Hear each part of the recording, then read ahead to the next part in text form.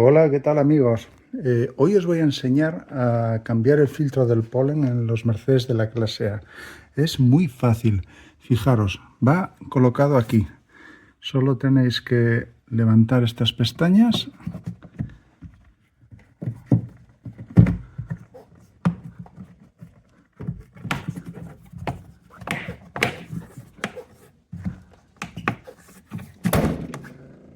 Ahí está.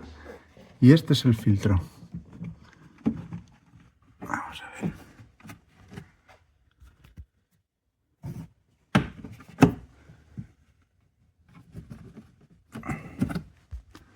Lleva aquí un par de lengüetas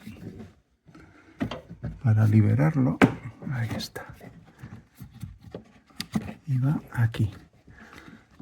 Vamos a ver. Este es. Y fijaros cómo está. Cómo está de porquería. Ahora que viene el veranito es muy importante cambiarlo porque si no el aire acondicionado pues no va a trabajar bien y el evaporador pues al final no trabaja correctamente, ¿vale? Entonces para tener buen flujo del aire pues cambiamos el filtro. Bien, ahora procedemos a meter el filtro y tenéis que fijaros en las pestañas, ese doblez que aparece ahí, y ponerlo de la forma que indico para que haga sello, porque como el flujo de aire viene desde la parte inferior, lo que queda a la izquierda, así hace tapón y hace sello.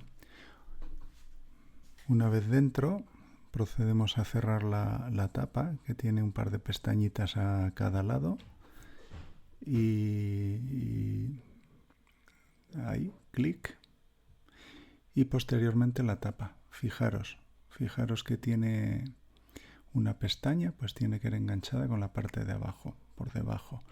Fijamos la parte inferior y posteriormente cerramos la tapa en las pestañas superiores.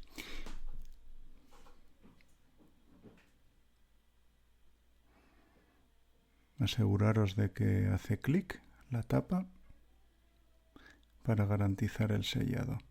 Bueno, espero que el vídeo os haya gustado y nos vemos en el siguiente vídeo. Chao amigos.